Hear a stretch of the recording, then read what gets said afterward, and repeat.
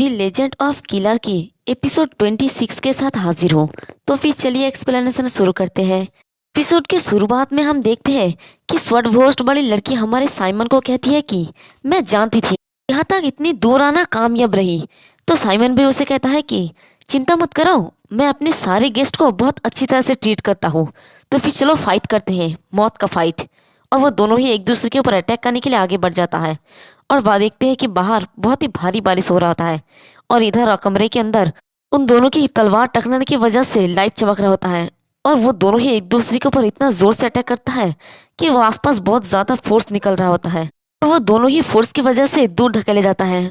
तो वो लड़की कहती है कि मैं इसका इंतजार कर रही थी क्योंकि स्वर्लिंग स्वर्ड सेंट का रेपुटेशन खुद से ज्यादा है। लेकिन क्या ये सब इसलिए है क्योंकि तुम बूढ़े हो गए हो?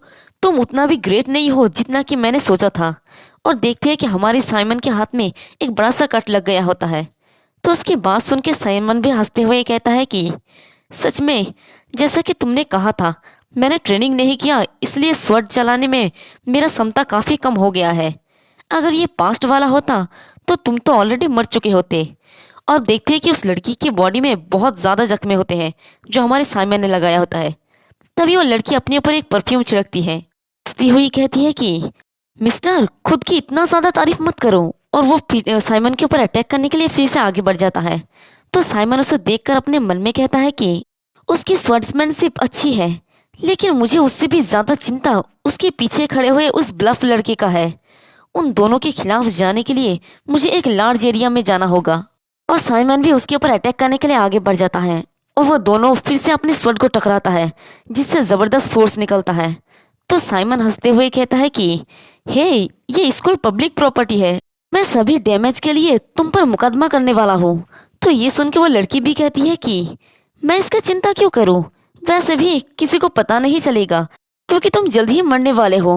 और वो साइमन के ऊपर एक जोरदार अटैक कर देता है।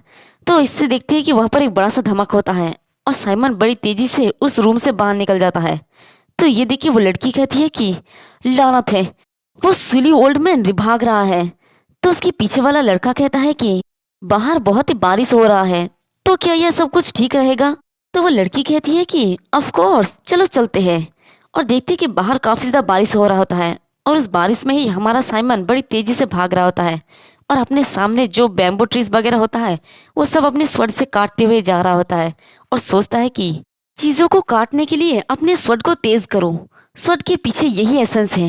लेकिन ये उसकी स्वord एसेंस नहीं थी, ये एक स्लाइसेस है जो इंसानी मांस को काट देता है। हालांकि वो मुझे काट नहीं सकी। स्लाइसेस यानी आड़ी का दांत चौड़ा होता है और इसलिए ये स्किन को भी गहराई से काट सकता है। लेकिन ज्यादा इम्पोर्टेंट बात यह है कि वो गुड फीलिंग शो नहीं कर रही थी। मुझे यकीन है कि वो कुछ छुपा रही है। और लड़की और लड़का दोनों ही साइमन के पीछे कर रहे होते हैं। तो साइमन एक जगह पे आके रुक जाता है और वो दोनों भी वहां पर रुक जाता है। तो वो लड़की कहती है कि ओह, ये क्या है मिस्टर, मैंने जितना सोचा था तुम तो उससे भी ज्यादा रोमांटिक हो, तो तुम यहाँ पर आना चाहते थे। और देखते हैं कि वो एक बड़ा सा जगह होता है जैसा कि हमारा साइमन चाहते थे। और वो लड़की कहती है कि क्या तुम कूल तरीके से मरना पसंद करोगे? तो उसकी बात सुन के साइमन कहता है कि हे, क्या तुम जानती हो कि मुझे स्वर्लिंग स्वर्ड सेंट क्यों कहा जाता है? ये सुन के वो लड़की कहती है कि तुम्हें स्वर्लिंग स्वर्ड क्यों कहा जाता है? मुझे अब ये जानने की क्या जरूरत है? ये ओल्ड मैन तो बहुत ही ज्यादा जिद्दी है, चलो इसे जल्दी से खत्म करें, मैं भी एक बिजी पर्सन हूँ। तभी उसके पीछे का आदमी उसे रोकते हुए कहता है कि रुको, यह आदमी और भी ज्यादा डेंजरस हो गया है। उसकी बात सुन के साइमन कहता है कि हाँ, प्रैक्टिकल नॉलेज थ्योरी से ज्यादा इम्पोर्टेंट होता है। मैं स्वर्लिंग स्वर्ड सेंट, हवा, लहर और यहाँ तक कि बारिश भी, मैं अपने स्वर्लिंग टेक्निक को छोड़कर सब कुछ मार सकता हूँ। वो बड़ी तेजी से उन लोगों के ऊपर अटैक करने के लिए आगे बढ़ जाता है। ये देख के वो दोनों बस अपने मन में ही सोचता है कि उन्हें डॉज करना है, लेकिन कुछ करने से पहले ही हमारा साइमन उस लड़की के करीब पहुंच जाती है और वो इतनी तेजी से आती है कि वो लड़की भी कुछ समझ नहीं पाती। और वो लड़की सोचती है कि मैं बिल्कुल भी रिएक्ट नहीं कर सकी। उसका स्वर्ड ट्रेजेक्टरी इनफिनिटली कंटिन्यू रहता है। ये एक अमेजिंग इंटरनल आर्ट है जिसे दशकों की रेपिटेशन से रिफाइन किया गया है। तो ये वो टेक्निक था जिसने दुनिया के सभी स्वर्ड्समैन को डर से कांपने पर मजबूर कर दिया है। वेली स्टेट। तो साइमन उस लड़की के ऊपर अटैक करके आगे गुजर जाता है। तो वो लड़की अपने घुटने के बल बैठ जाती है और उसके बॉडी पे बस कट ही होता है और इसी के साथ उस लड़की का काम भी तमाम हो जाता है। तो साइमन उस लड़की को कहता है कि जापान की सबसे स्ट्रॉन्गेस्ट स्वॉर्ड, हाँ, काफी समय हो गया है जब मैंने इस तरह से फाइट किया है, ये मजेदार था। और वो उस लड़के की तरफ अपने स्वॉर्ड को करके कहता है कि अब नेक्स्ट तुम बफ मैन। तो वो ये हुडी पहने वाला लड़का कहता है कि फॉर्मर डिसाइपल साइमन, ये तुम्हारा स्वॉर्ड्समैनशिप सच में काफी अमेजिंग था। अगर तुमने स्वॉर्ड चलाना बंद नहीं किए होते तो तुम एक इनक्रेडिबल दुश्मन होते, लेकिन अब काफी ज्यादा लेट हो चुका है। ये सुन के साइमन कहता है कि क्या, तुम क्या कह रहे हो, तुम लोग हार गए हो। पर तभी साइमन को कुछ महसूस होता है और वो काफी ज्यादा हैरान हो जाता है। और जैसे ही वो नीचे देखता है तो उसकी पेट पे एक बड़ा सा कट लगा होता है। ये देख के साइमन तो काफी ज्यादा हैरान होता है और सोचता है कि क्या ये कब हुआ, इम्पॉसिबल, ऐसा कोई तरीका नहीं है जिससे मुझे चोट लगे, तो फिर कैसे। तो वो हुडी पहना लड़का कहता है कि क्या तुमने सोचा था कि तुम जीत गए हो। तभी वहां पर कोई हंसते हुए कहता है कि ये सच में मजेदार था, उसके एक्सप्रेशन तो देखो। अरे क्या हुआ मिस्टर। तो ये आवाज सुन के साइमन हैरानी से सोचता है कि मैं श्योर हो कि मैंने उसे काट दिया था।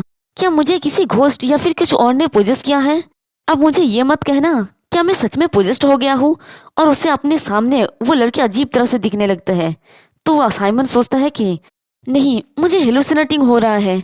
तो फिर कैसे, आखिर कब। ये तब की बात है, उस परफ्यूम की वजह से ही मुझे हेलुसिनेशन हो रहा है। यानी उस लड़की ने जो पहले परफ्यूम छिड़की थी अपने ऊपर, वो एक तरह से ड्रग्स होता है जो हमारे साइमन के ऊपर असर दिखा रहा होता है। तो साइमन को भी ये समझ आ गया होता है, इसलिए वो कहता है कि कितना पैथेटिक है, ये एक इल्यूजन था। ठीक है, इस तरह की चीजों को तो बस एक सिंपल टेस्ट कहा जा सकता है। क्या तुमने सच में सोचा था कि मैं ऐसे सिचुएशन के लिए प्रिपेयर नहीं हूँ। मैंने पहले भी अपने तलवार को 1000 बार घुमाया है। अगर मुझे कोई घोस्ट दिखे तब मुझे सिर्फ अपने आंख बंद करने की जरूरत है, और वो अपनी आंखों को बंद कर लेता है और अपने उससे आसपास की चीजों को फील करते हुए सोचता है कि मैंने इस टेक्निक को अब तक 1000 बार रिपीट किया है। मेरे जैसे किसी के लिए विजन मीनिंगलेस है।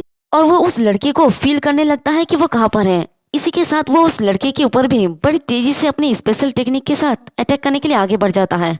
तो वो लड़का साइमन को आते हुए देखकर अपने मन में कहता है कि उसे दोबारा देखने पर उसका स्किल सच में काफी ज्यादा डरावना लगता है। दी फेमस साइमन स्वेलिंग स्वॉर्ड, सोचो इस तरह से निकला। और देखते हैं कि हमारा साइमन आंख बंद करके हवा में ही तलवार चला रहा होता है। यानी वो ड्रग ना सिर्फ उसे इल्यूजन दिखा रहा होता है बल्कि उसके दिमाग पर भी इफेक्ट पड़ा होता है। तो साइमन हवा में ही अपनी स्वॉर्ड को चलाते हुए कहता है कि मुझे छोड़ दो इविल गोस्ट, क्या तुम जानते हो कि मैं कौन हूँ।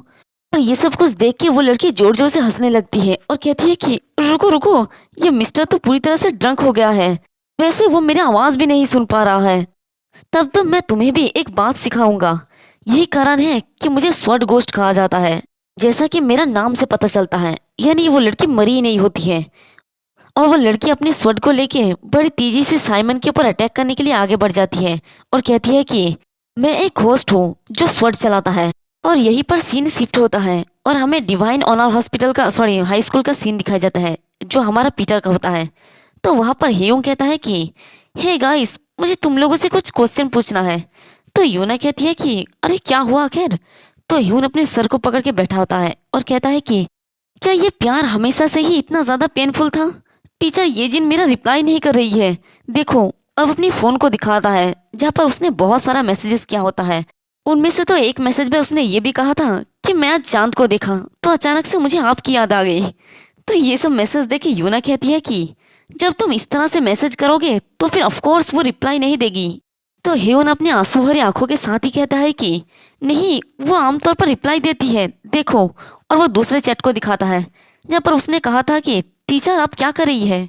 तो टीचर ने जवाब देती है कि मैं भी बच्चों के साथ हूँ, तुम क्या कर रहे हो। तो ह्यून कहता है कि मैं वास्तव में यहीं पर हूँ, तो फिर क्या हम साथ में कॉफी पिए। तो टीचर कहती है कि सॉरी, तुम सेउल से इतने दूर आए हो। ह्यून कहता है कि हाँ, मेरा दिल तो यहीं पर है। और वो हंसने लगता है। तो ये सुन के टीचर भी हंसते हुए कहती है कि तुम सच में काफी ज्यादा फनी हो। अगर तुम ज्यादा दिनों तक यहाँ पर रुकते तो बच्चों को काफी ज्यादा अच्छा लगता है, तो फिर प्लीज दोबारा जरूर आना। और ये मैसेज देख के यूना कहती है कि क्या ये सच में सच है। टीचर ये जिन तो सच में एंजल है। और सोचती है कि वो ऐसे ही बच्चों को रिप्लाई दे रही है। तो ह्यून एक पिक्चर को दिखाता है और कहता है कि लेकिन टीचर ये जिन ने कल मुझे ये फोटो सेंड किया और उसके बाद से ही वो कुछ भी रिप्लाई नहीं दे रही है। तो उस पिक्चर में एक कागज के ऊपर एक नोट लिखा होता है, जहाँ पर लिखा होता है कि एक औरत एक स्वॉर्ड को यूज करती है और एक बेयरमैन। तो ह्योन यूना को पूछती है कि लियोना, इस तरह की लड़कियों के लिए मुझे क्या करना चाहिए? ओह सॉरी, तुम तो एक लड़की ही नहीं हो। और ये सुन के यूना गुस्से में कहती है कि क्या तुम मरना चाहते हो? और उस कागज में लिखे हुए पिक्चर को देखकर हमारा पीटर कुछ सोच में पड़ जाता है।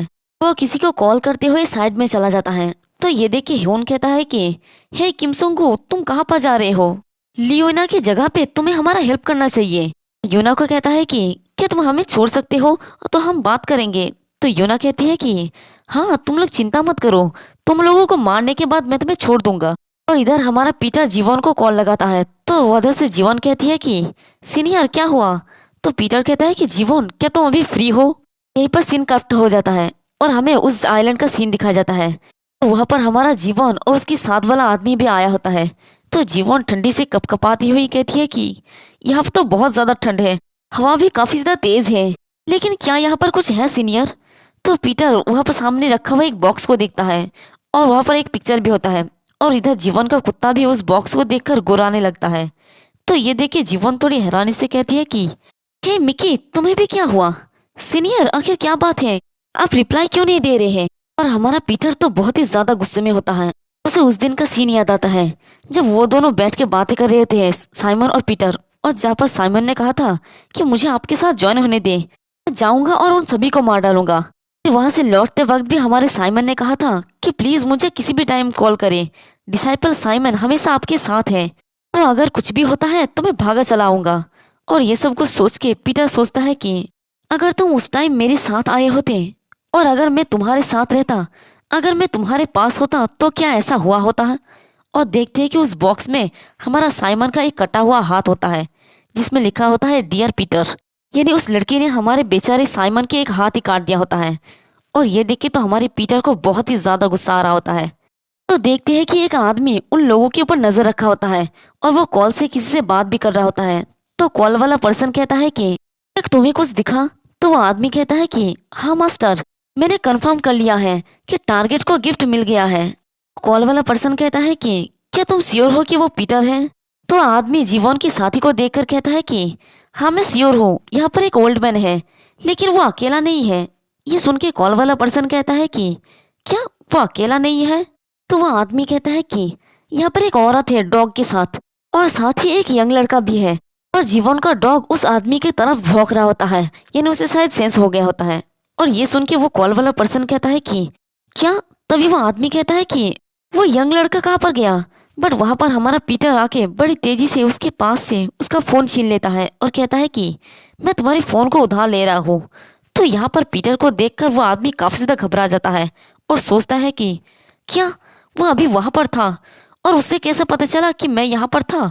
सिट, मैं कुछ भी नहीं कर सकता।